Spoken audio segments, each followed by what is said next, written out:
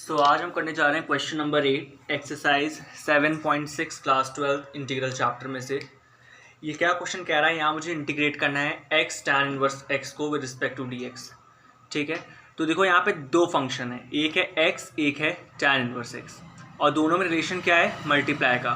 तो यानी ये तो क्लियर हो गया कि अगर दो फंक्शन हैं और दोनों में मल्टीप्लाई का रिलेशन हो तो उसको हम कैसे सॉल्व करते हैं, उसको हम उस इंटीग्रेशन को हम सॉल्व करते हैं by the method of by part. ठीक है, बाय पार्ट के मेथड से हम इसको सॉल्व करते हैं। अब बाय पार्ट का मेथड अगर मैं बात करूं तो क्या होता है, अगर मुझे यहाँ पे दो फंक्शन से fx है, एक है gx। ठीक है, लेट्स सपोज ये दो फंक्शन है, इसको मुझे इंटीग्रेट करना है रिस्पेक्ट टू dx। तो मैं फॉर्मूला लिख के आपको दिखा दे रहा हूँ। तो लेट्स सपोज मैंने fx को मान लिया यहाँ पे फंक्शन नंबर 1, ठीक है, और gx को मैंने मान लिया फंक्शन नंबर 2। ठीक है, इसमें नंबरिंग बहुत इंपॉर्टेंट है, कौन से फंक्शन को आप क्या मानेंगे, क्योंकि अगर आपने नंबरिंग गलत कर दी तो क्वेश्चन लेंदी हो जाएगा, हो सकता है कभी वो ख़त्म भी ना हो। ठीक है, इसलिए ये टर्मिनेट हो जाए, कह सकते हैं हम कि एक हमारा प्रॉपर एक आंसर आ जाए, कह सकते हो। इसलिए हम इसकी नंबरिंग बहुत इंपॉर्टेंट हो जाती है यहाँ पे। और इसकी नंबरिंग हम कैसे करते हैं, by following principle of eyelet. ठीक है, आइलेट क्या है, I stand for inverse function, L stand for logarithmic function, A stand for algebraic function, T stands for trigonometrical function और E stand for exponential function। ठीक है, तो ये ranking है, यानी पहले नंबर पे क्या है, I इन्वर्स, यानी कभी भी फंक्शन में दिया जाएगा सबसे पहली रैंकिंग किसको मिलेगी, नंबर पोजीशन मिलेगी इन्वर्स को, जो कि यहाँ पर tan इन्वर्स x है। और सेकेंड रैंक किसको मिलेगी, लोगारिथमिक की, जो कि लोगारिथमिक देखो यहाँ पर कोई फंक्शन नहीं है। पर थर्ड फंक्शन जो आपका अलजेब्रिक है वो यहाँ पे है, तो सेकंड नंबर किसको मिलेगा, अलजेब्रिक को। ठीक है, तो पहला फंक्शन हमको देना पड़ेगा यहाँ पे tan इनवर्स को, और सेकंड फंक्शन हम देंगे यहाँ पे x को। ठीक है, पर उससे पहले मैं आपको एक फॉर्मूला लिख के दिखा देता हूँ कैसे होगा बाय पार्ट का फॉर्मूला। अगर fx gx है तो देखो fx को मैंने फर्स्ट फंक्शन माना है, gx को सेकेंड माना है, तो कैसे इसको देखो लिखूँगा, इसको मेरे को यहाँ प्रॉपर लिख के दिखा रहा हूँ। सबसे पहले fx को फर्स्ट फंक्शन को लिख दो विदाउट इंटीग्रेट किए हुए, उसको मल्टीप्लाई करो सेकंड फंक्शन के इंटीग्रेशन से। ठीक है, फिर लगाओ माइनस साइन, फिर मुझे क्या करना है, फिर मुझे डिफरेंशिएट करना है। किसको डिफरेंशिएट करना है, फर्स्ट फंक्शन को। ठीक है, उसको मल्टीप्लाई करना है किससे, integration of second function. Again देखो, ठीक है, पर अभी ख़त्म नहीं हुआ। अब इसका जो आंसर आएगा इस पूरे को मुझे इंटीग्रेट कर देना है विद रिस्पेक्ट टू dx। ठीक है, तो ये है आपका बाय पार्ट का पूरा फॉर्मूला।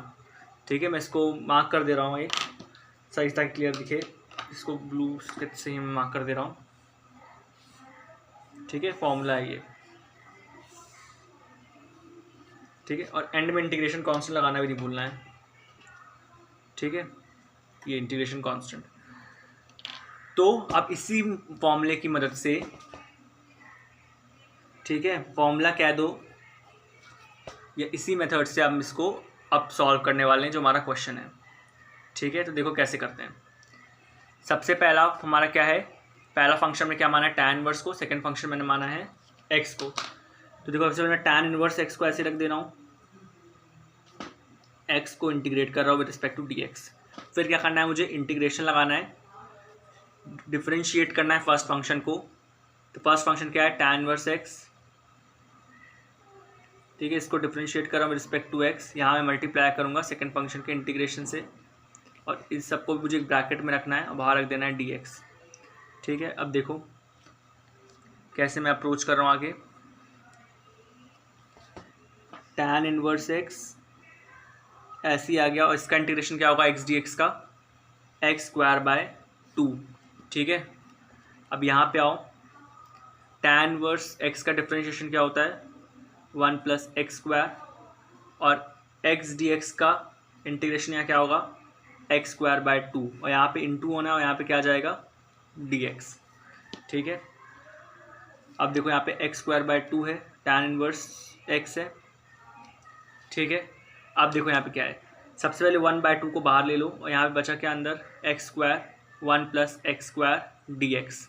ठीक है, अब देखो यहाँ पे मुझे ये इसको सॉल्व करना है, यहाँ पे माइनस साइन होगा।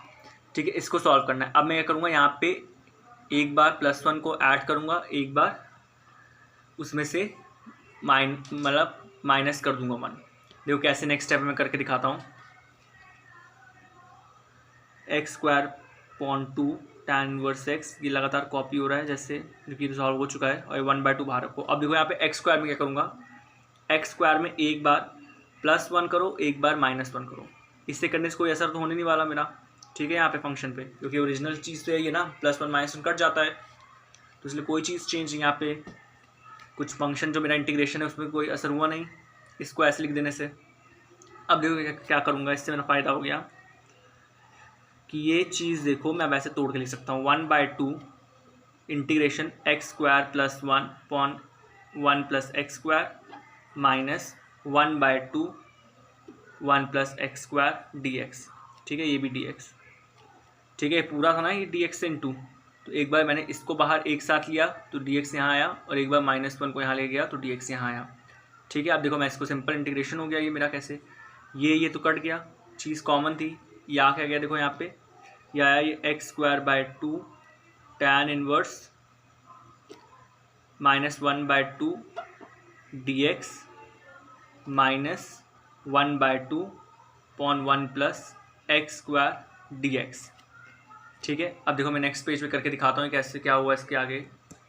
देखो यहाँ पे मैं एक चीज़ गलती करता, ये ब्रैकेट के बाहर माइनस साइन लिया, ये देखो ब्रैकेट के बाहर माइनस साइन लिया हुआ है, तो जब ये ब्रैकेट खुलेगा तो ये माइनस क्या हो जाएगा, प्लस में चेंज हो जाएगा, तो यहाँ पे क्या आएगा, प्लस आएगा। देखो मैं बहुत बड़ी भी गलती करता, ठीक है, मैंने इसको कैच कर लिया यहीं पे तुरंत कि मैंने यहाँ पे गलती कर दी है। तो यहाँ तो अंदर माइनस है, पर जैसे ही ब्रैकेट खुलेगा साइन हो जाएंगे चेंज, ठीक है। अब नेक्स्ट स्टेप देखो हम बढ़ते हैं। देखो हम यहाँ तक पहुँच गए, अब कैसे हमारा पूरा चलेगा, देखो ये x²/2 tan इनवर्स x, ठीक है, dx का इंटीग्रेशन क्या होगा, यहाँ पे 1 है ना, यहाँ पे 1 का इंटीग्रेशन रिस्पेक्ट टू dx क्या होगा, x आ जाएगा, ठीक है, x इंटू 1/2 हो जाएगा, और ये यहाँ पे क्या होगा 1/2, ये क्या लिख दिया मैंने 1/2, और इसका इंटीग्रेशन क्या है, ये तो एक स्टैंडर्ड फॉर्मूला है, इसका इंटीग्रेशन हो गया tan इनवर्स x का। अब देखो सारे इंटीग्रेशन हो गए हैं, तो मैं यहाँ पे इंटीग्रेशन कांस्टेंट भी लगा दूंगा, तो ये हो गया मेरा आंसर, मैं इसको मार्क कर दे रहा हूँ। आई होप कि आपको ये अच्छे से समझ में आया हो कि कैसे अप्रोच हुई है, ठीक है। कोई भी क्वेश्चन इग्नोर ना कीजिए, तो टाइम आप दे रहे हैं तो प्रॉपर उसको देखिए, क्योंकि कोई फ़ायदा नहीं कि आप ऐसा करके जाएं, क्योंकि बहुत ऐसा होता है कि एग्ज़ाम टाइम में आपको आप अच्छे से देखे नहीं, एग्ज़ाम टाइम में आप अफसोस कर रहे हैं कि अच्छे शायद मैं देख लेता, ठीक है ना। तो ऐसा काम करो कि कुछ अफसोस करने के बाद में ज़रूरत ही ना पड़े। So thank you for watching it.